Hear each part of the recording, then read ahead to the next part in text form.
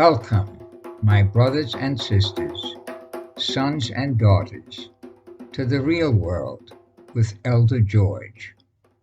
I'm Elder George and will share a message that will not only help you deal with the stress, tensions, and anxieties of living in Western society, but will also motivate you to help transform society from materially oriented to family supportive. There are three requisites for a happy, healthy, and harmonious human environment, and they are spiritual awareness, gender understanding, and family focus. Western society does not promote any of these requirements, yet they apply to all the issues facing us.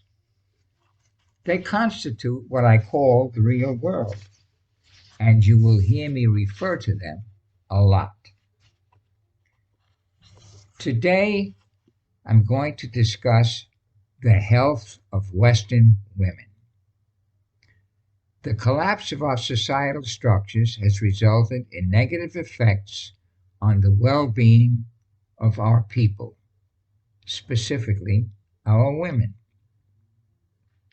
The structure of marriage has gone through a major collapse, with only about half of adults now married, as compared to 80 to 90% a century ago. By now you know our adage that in order to have a happy, healthy, and harmonious human environment, we must have spiritual awareness, gender understanding, and family focus. How can there be family focus if people don't get married?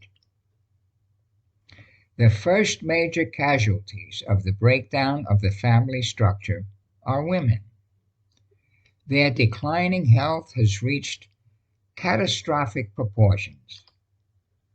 The number one illness of the American woman is debilitating depression, with 10 million women, or 10% of the adult female population, suffering from that malady. In Europe, the figure is 15%. One woman in four in her 30s and 40s takes antidepressants. Women are the major users of sleeping pills. Suicide among female adolescents and adults has reached all-time highs. If these statistics apply to an animal, say the squirrels that run around our parks, we would put them on the endangered species list. But women are told they have been liberated, and they believe it. Women are committing suicide at an unprecedented rate, and they are calling themselves liberated. Let's look at other aspects of their declining health. STD rates in the United States are continuing a years-long climb, including a sharp rise in the number of babies born with syphilis. A new government report finds that combined cases of syphilis, gonorrhea, chlamydia reached an all-time high in 2018. Nearly 2.5 million cases of these sexually transmitted diseases were reported to the U.S. Centers for Disease Control and Prevention for the year. High-risk drinking of alcoholic beverages by women is also at a new high. This statistic leads to another all-time high statistic for women, and that is the incidence of cirrhosis of the liver. Medical projections are that the rate of incidence of this disease among women will continue to grow. Another statistic for women to be concerned about is the rate of lung cancer. There was a time when lung cancer among women was a rarity and very common among men. Now they are close to equal. Lung cancer among women is at an all-time high.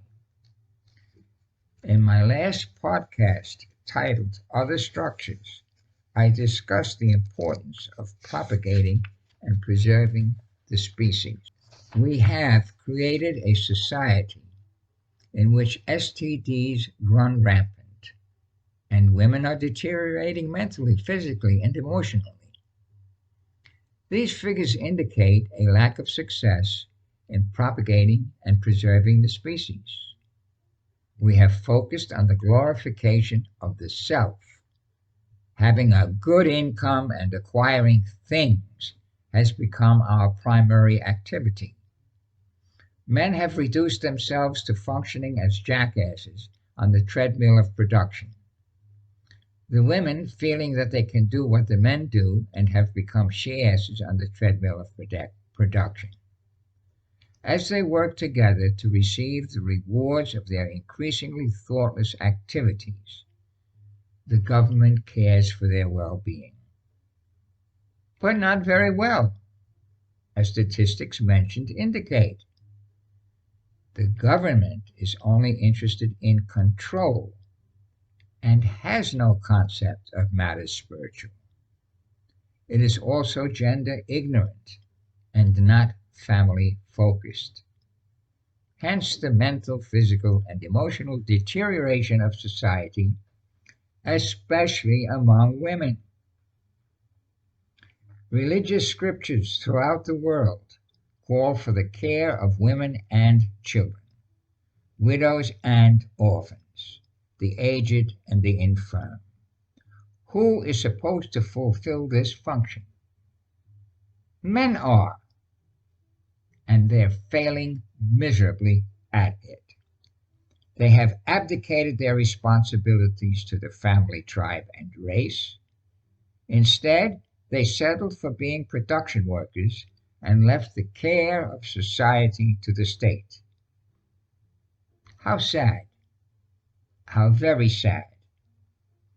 Nothing will change until men realize their obligation to the family, tribe, and race and start to fulfill their responsibilities.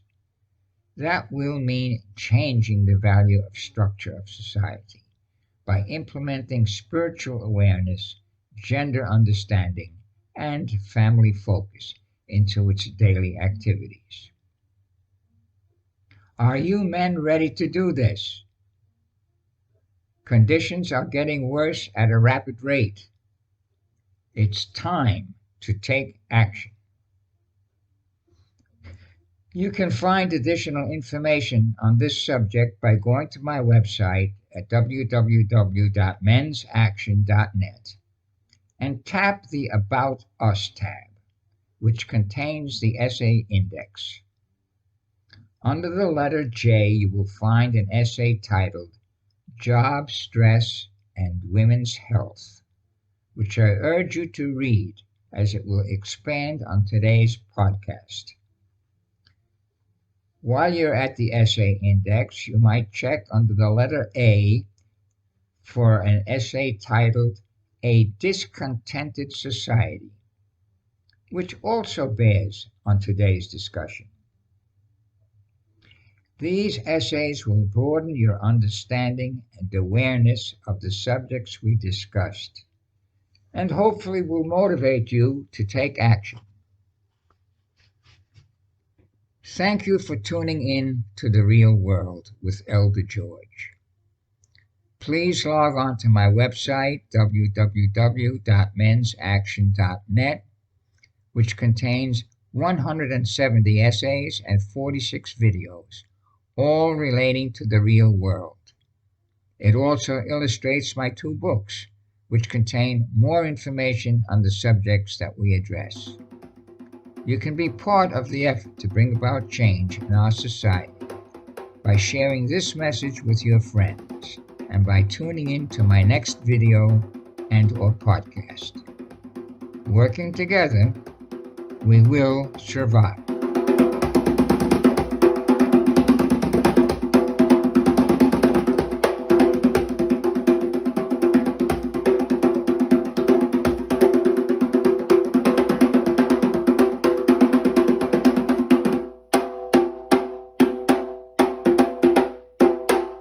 Dear viewer and/or listener, an important part of our message consists of an explanation of the principle of gender, which is elaborated on in my two books. My first book, Dear Brothers and Sisters, Gender and Its Responsibility, explains gender differences and the realization that they are manifestations of a universal principle.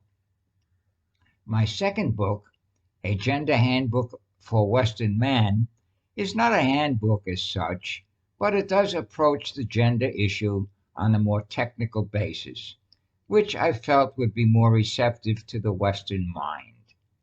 Both books can be obtained quickly from Amazon or Barnes and Noble.